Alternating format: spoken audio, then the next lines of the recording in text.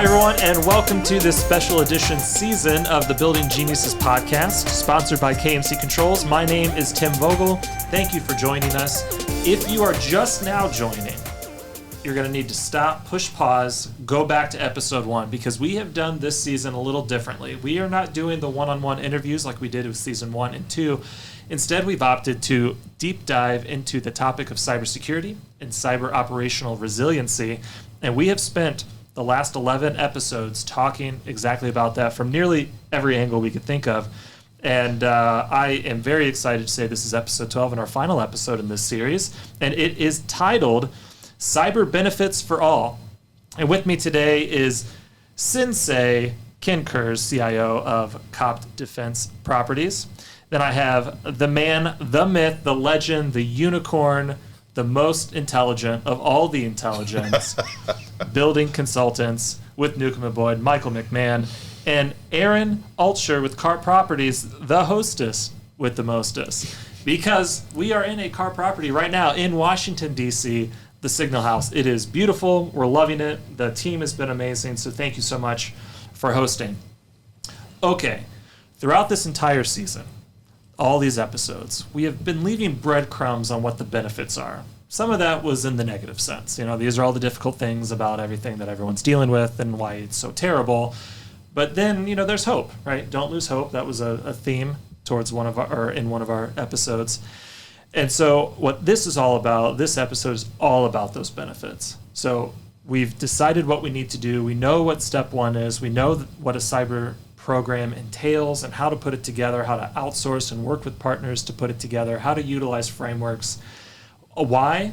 For the benefits that are present. Some of that are, basic ones. Safety. Talked a lot about safety. But there's a lot more. It's not just safety. And so we're going to talk about that today. So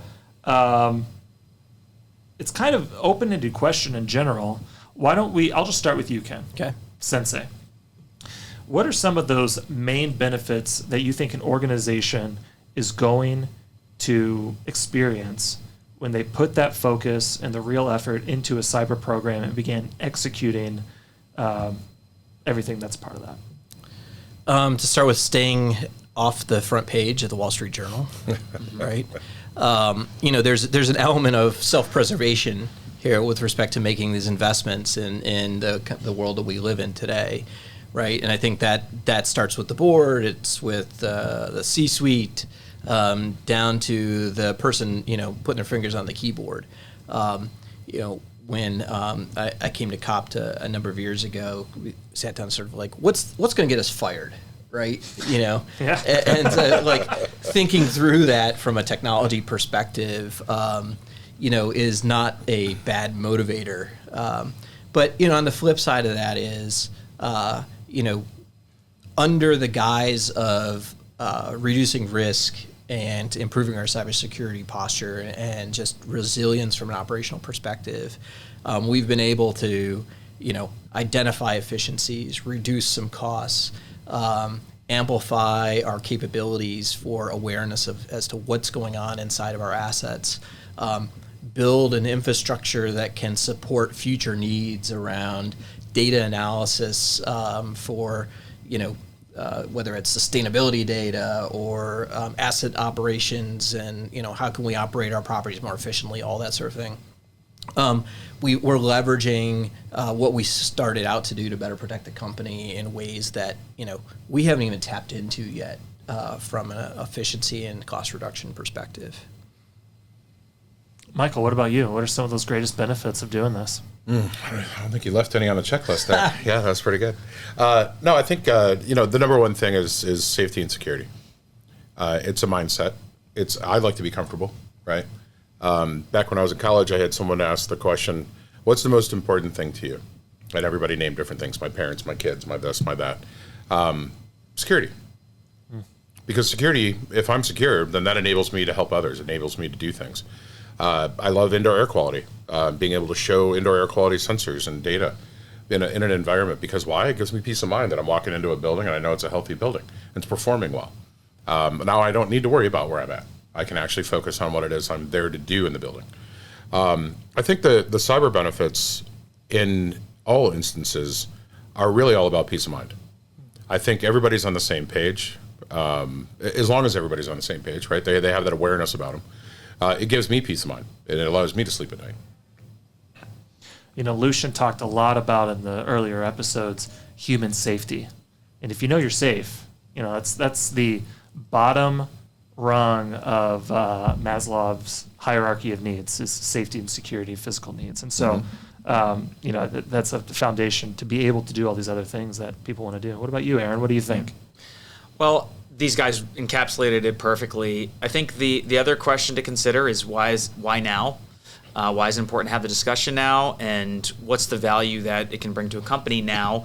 And Ken and I were discussing earlier, but just the volume of IP-based devices that exist in our lives that are connected to the internet is growing by the day, that carry sensitive data, that control equipment that is fire, life, safety, big impact equipment to a building, then now is the time to have the discussion and get educated on it. And I think that it's Michael brought up mindset, and it is something that top-down leaders really should be employing into their culture speak. That if you want to run a company that is private with their data, that has cybersecurity measures in place, then the team will be on the bus and follow accordingly, and it becomes part of how you do business, your course of business. Over this past year, we looked at developing out an AI toolkit, an AI kind of like FAQ, and a way to use AI in a productive manner for our associates at CAR. And that got adopted into the employee handbook. So the timing is now to kind of get ahead and talk about these things and implement. And you don't want to be left behind, because you might wind up on the front page of the Wall Street Journal. Yeah, I think I don't want to say that we're necessarily at an inflection point, but I do think that, IT for the longest time had been the workstation, the phone on the desk. We talked about being a cost center, right? And we're just you got to sink money in, and we're very good at spending money.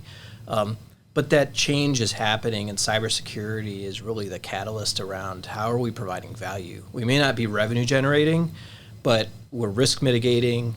We're providing value to the business, value to our shareholders, value to our board, value to the C-suite, helping them understand that risk, helping to mitigate it through capabilities we're putting in, helping to train and raise levels of awareness on a topic that people, are fearing the boogeyman and the hacker in the hoodie somewhere because that's what they've seen in a movie or on the news. We have a more active role to play in the success of the business than we probably did in the past, and need to make sure that we take advantage of that opportunity. I wrote down some other things here. You have IT and OT asset protection. If only the right people have the access control, and this is both, good actors and bad actors, but if only the right people have access to your IT and OT systems, that's going to protect things from error. It's going to protect things from, malfeasance or anything naughty that people shouldn't be doing. I put it reduces the risk of downtime. We talked about revenue loss for a lot of end customers, or value loss of the building. Not only it's like, I can't go into the building today because my building's having a cyber event. It's like, well, that's obnoxious. Now I have to work from home. And why do they get to work from home? It's like, well, you know what? Forget it. We're just not going to work with these people anymore. And our lease is up anyways. And so, there's a lot of risk there. And hopefully, it's not a Wall Street Journal worthy incident. We did talk a little bit about improved compliance and, reducing the penalties that could come from not doing the things that you should be doing, the personal risk that's involved. That's set aside. Occupant and tenant safety, which also goes to occupant experience. That is really important. Even a small nuisance of not being able to badge in. It's like, great, now I got to walk around, knock on the door and talk to Hank and, that kind of thing. It's like, and Hank doesn't like me and, whatever it is. Reputation, obviously, but also the reputations of your tenants. If your tenants aren't able to service their customers, now you're risking their reputation. Insurance premiums, we talked about that, the positive impacts that it could have. We talked about if an incident does happen, you have a cyber program in place, you're going to have reduced downtime when that happens because you have a plan, you know how you're going to do it. And you're not going to store it on the servers. You're going to have it in a different spot, and you're not going to rely on email. And you're already going to have known that and trained your people to know it's like you need to look for a text. You need to use this app off the network, that kind of thing. Extended life of equipment, and this kind of goes back to efficiencies. You know, when you are putting in a cyber program, you're buttoning up how things are communicating, and then that means that things are running as they should, and they're not, you know, maybe you're not getting as many overrides or whatever the kinds of things that go into your policies. So you're going to get energy efficiencies out of it likely. When you do want to add something to your network later, you're going to have a faster, more seamless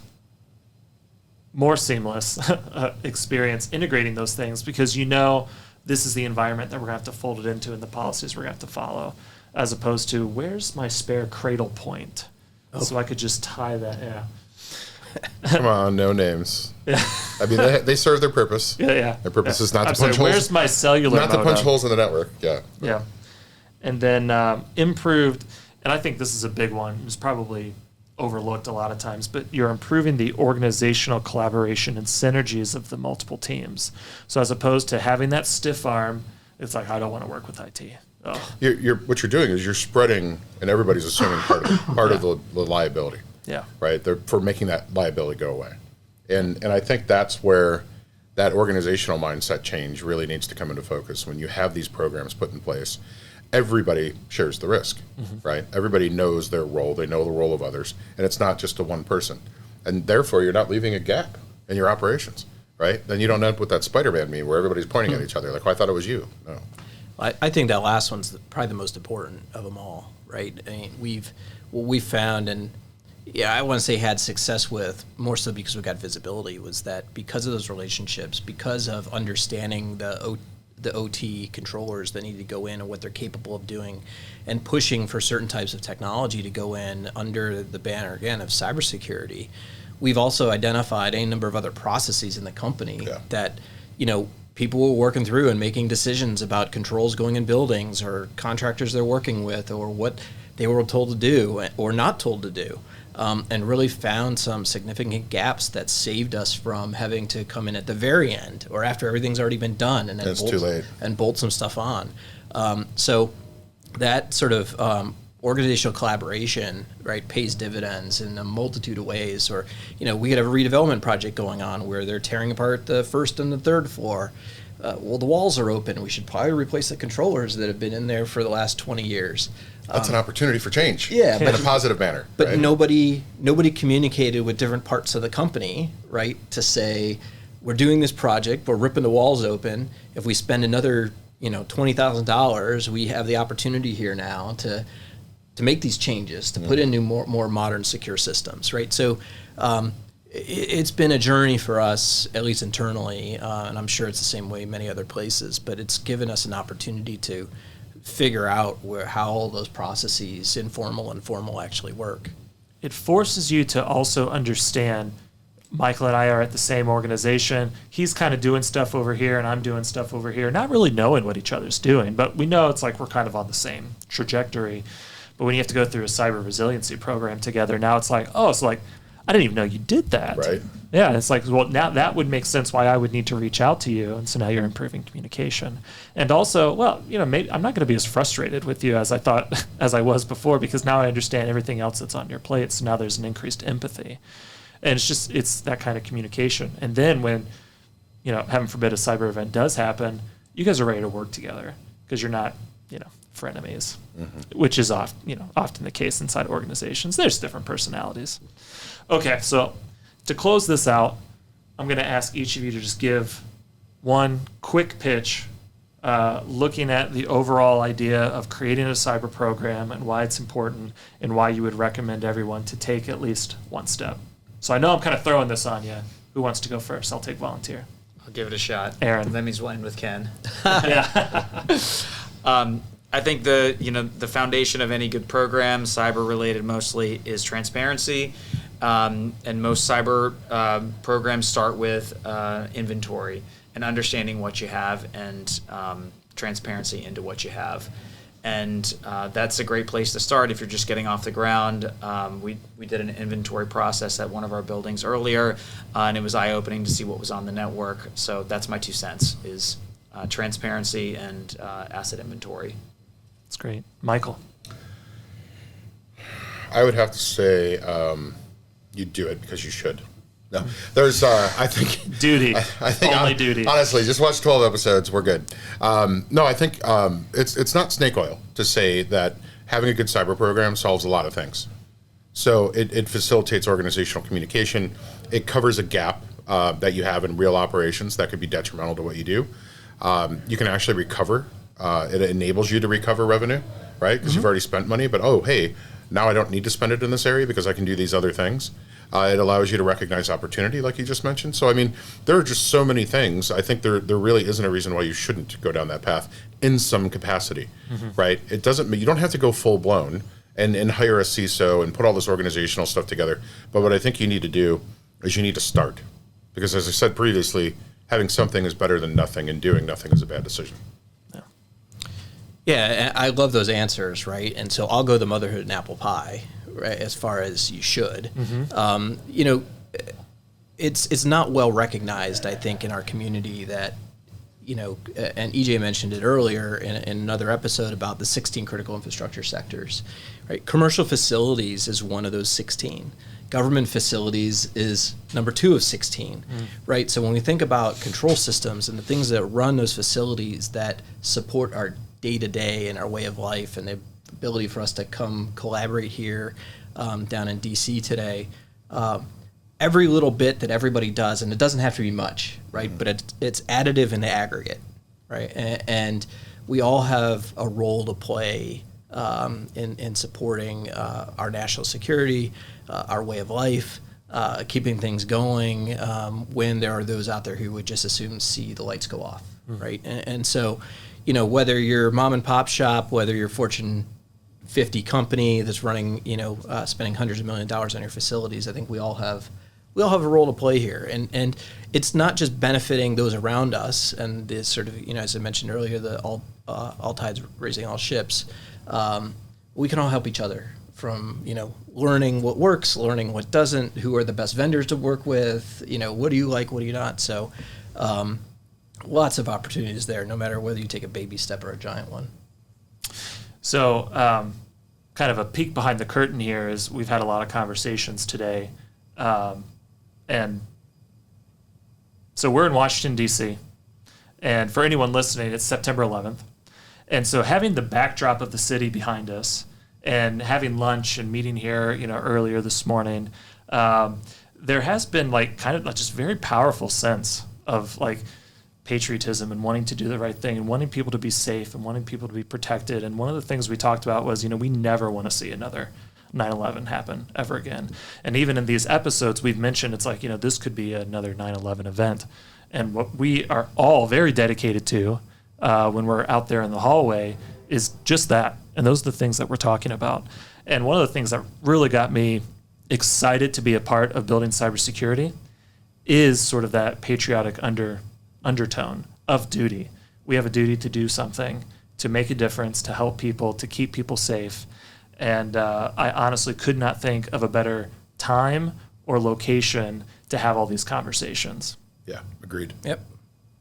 So with that, guys, that is the end of episode 12 of our special edition season of the Building Geniuses podcast, sponsored by KMC Controls. Thank you so much for everyone that stuck with us through all 12 episodes. If you want to watch all those other episodes, please check them out on YouTube or anywhere else you get podcasts. Please share them on all your social media channels, all your friends, all your family. Tell your mom. And I do want to extend one final appreciation and thank you to Carr Properties for hosting us. Excellent location. And again, I couldn't think of a better place to be. So with that, until next time, stay safe, stay smart, and keep building your inner genius. Excellent. All right. Yeah. Good work, gentlemen.